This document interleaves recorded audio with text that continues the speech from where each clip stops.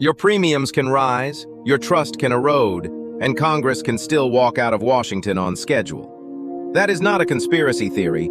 It is the ordinary exercise of power in modern American politics. In late December 2025, a seemingly disconnected set of events revealed this with unusual clarity. The House of Representatives concluded its legislative work and left town for a district work period. Enhanced Affordable Care Act premium tax credits hovered near a year-end cliff, and the federal government raced to release highly sensitive Epstein-related materials under intense public scrutiny and heavy redaction. On the surface, these stories appeared separate. In reality, they formed a single case study in how power actually operates today, not through speeches or votes alone, but through calendars, deadlines, and narrative control. If you want to understand how Washington governs now, you have to stop starting with ideology and start with timing. The calendar is not a neutral tool. It is one of the most effective instruments of political control. When the House gavels out for the year, the official explanation is routine. Members return to their districts, meet constituents, prepare for the next session. But structurally, something more important happens. The number of forced decisions collapses. There are no floor votes, no roll calls, no moments when lawmakers must publicly choose between competing outcomes. The press continues to report, pundits continue to argue, and social media continues to churn. But the machinery that produces binding outcomes slows dramatically. That asymmetry, constant noise, reduced decision-making, is not an accident. It is often the goal. This matters most when a real-world deadline is approaching, and few deadlines are more consequential or less emotionally dramatic than healthcare costs. The Enhanced Affordable Care Act premium tax credits have functioned as a pressure valve in an economy already strained by housing, insurance, and medical expenses. For millions of Americans buying coverage on the marketplace, these credits are the difference between a manageable monthly payment and a budget-breaking one. They do not feel like a government program. They feel like the absence of financial panic. And that is precisely why their potential expiration is politically dangerous. The pain does not arrive in a press conference. It arrives quietly, in renewal notices and higher monthly bills. Quiet pain is easier to delay than loud scandal. Quiet pain is easier to diffuse across the system rather than assigned to a specific vote. So when Congress leaves town with that issue unresolved, it is not merely postponing policy, it is reshaping accountability. No vote means no clear line of responsibility. No clear line of responsibility means fewer attack ads, fewer internal party fractures, and more room to maneuver later, by bundling the issue into a larger bill under different political conditions. This is where the public often senses something is wrong, but struggles to articulate it. People feel the consequences approaching, but they cannot see a clear decision-maker. That uncertainty is fertile ground for anger, suspicion, and distraction. And distraction is not just a media phenomenon, it is a governing technique.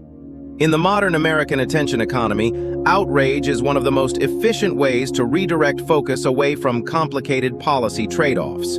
When leaders face issues that threaten to split coalitions or expose vulnerability, especially pocketbook issues that cut across party lines, the temptation is to flood the zone with emotionally charged narratives that activate loyal audiences and fragment broader attention. This does not require inventing conflicts from nothing. It requires amplifying conflicts that already exist and framing them as urgent moral emergencies.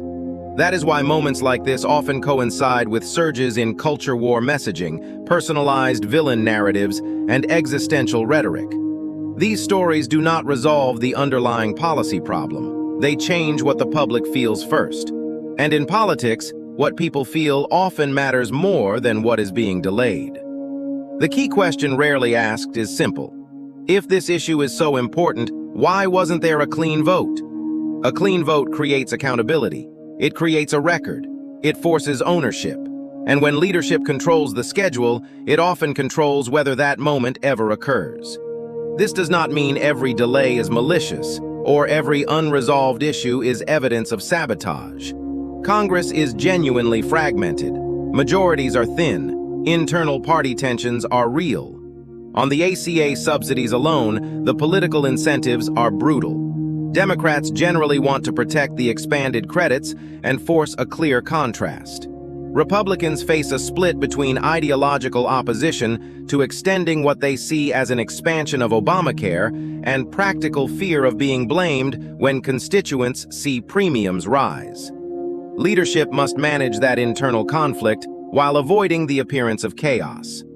In that environment, postponement becomes the path of least resistance. Not because it solves the problem, but because it delays responsibility. And when responsibility is delayed, narrative competition accelerates. This brings us to the Epstein-related materials and the public fight over transparency and redaction. This is a subject where responsible analysis matters more than ever, because it sits at the intersection of legitimate public interest, legal constraint, and deep institutional mistrust. The public demand for transparency is understandable. People want to know whether powerful individuals were shielded from accountability, and whether institutions are capable of confronting wrongdoing when it reaches into elite circles. At the same time, the release of sensitive materials carries real obligations, protecting victims and witnesses, safeguarding investigative methods, and complying with legal limits on disclosure. Redaction in many cases is not optional. It is required. But here is the critical distinction that often gets lost. While redaction can be legally and ethically necessary, the process of redaction can still become political. In a low-trust environment, the procedure itself becomes the story. Heavy redactions are not read as legal compliance, they are read as concealment. Delays are not read as due process, they are read as protection. When multiple institutions release fragments of information, courts, agencies, congressional committees, each fragment becomes a new spark, reigniting suspicion and keeping the story alive without resolution. This dynamic creates leverage. It creates leverage for politicians positioning themselves as champions of transparency. It creates leverage for activists pushing reform. It creates leverage for media outlets competing for attention. And it creates leverage for partisan actors eager to weaponize mistrust against opponents while insulating allies. The result is not clarity, it is sustained instability. And sustained instability is itself a form of power. To understand why these dynamics converge so intensely at moments like late December 2025, you have to recognize that three clocks are ticking at once. The legislative clock is shaped by the congressional calendar and leadership decisions. The legal clock is shaped by deadlines, court procedures, and agency rules. And the campaign clock is always ticking, shaping how every action will be interpreted in the coming election cycle. When those clocks collide, the system produces noise faster than resolution. Now add the economic layer, because this is where public trust truly fractures. You can have headline inflation measures suggesting cooling while households feel no relief. This does not require statistical manipulation. It requires a disconnect between aggregate indicators and lived experience. People do not experience inflation as a composite index. They experience it as rent, insurance premiums, healthcare bills, groceries, and childcare. Those costs behave differently from discretionary goods, and they are far more emotionally salient. So when people hear that inflation is easing while their fixed monthly costs continue to rise, they feel dismissed. The data may be technically accurate, but it does not describe the pain they care about most. That disconnect creates what can only be described as a legitimacy gap. The system appears to be speaking a language that no longer maps onto daily life. Legitimacy gaps are dangerous because they invite simple explanations for complex problems. If institutions cannot explain mechanisms clearly, someone else will offer a villain. If policymakers cannot deliver relief quickly, someone else will deliver rage. This is the underappreciated link between affordability stress and the outrage economy. Anxiety primes people to accept narratives that convert confusion into certainty, even when those narratives are misleading. This is why claims about cooked numbers or systemic deception spread so easily. They may be inaccurate, but they are emotionally efficient. They feel true because they align with lived experience. And once trust in measurement erodes, trust in policy follows. This brings us back to agenda control, because it is the connective tissue binding these stories together. Agenda control is the power to decide what must be confronted and what can be postponed. It is the ability to determine which issues become unavoidable and which remain suspended in procedural limbo. It is, ultimately, the power to manage blame. When Congress leaves town with a healthcare cliff unresolved, the natural public question should be simple: who is responsible for preventing premium shocks? But when the attention environment is flooded with scandal narratives and cultural conflict, that clean question dissolves. And once it dissolves, the outcome becomes easier to manage. Not better, but easier. This is the governing pattern of our time. When leaders cannot solve a problem quickly, they attempt to out-narrate it. When they cannot pass a clean bill, they defer and bundle. When transparency demands escalate, they release partial information and argue about process. When cost of living pressures persist, they cite macro indicators and hope the public stops comparing headlines to receipts. This is why so many Americans feel that something fundamental is off, even when some metrics improve. They are responding not to a single failure, but to a system that has become adept at avoiding clear accountability and increasingly dependent on noise to manage internal stress. The most important critique here is not partisan. It is structural. Our institutions increasingly reward ambiguity. They reward delay without ownership. They reward keeping votes off the record. They reward transforming policy trade-offs into narrative battles where responsibility is always deferred to later. And ambiguity, once normalized, corrodes trust. If political analysis is to be useful rather than performative, it must help people ask better questions. Not who is lying, but who controls the schedule? Not why won't they tell us everything, but what oversight ensures that necessary protections do not become shields for power? Not why does the data say one thing while I feel another, but which costs are structurally sticky and which policies address them directly?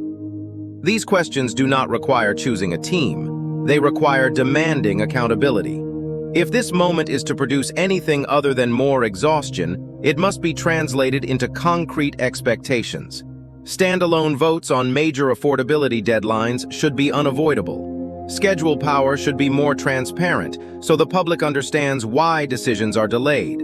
Independent oversight of sensitive document release processes should be strengthened to protect victims while preserving public trust.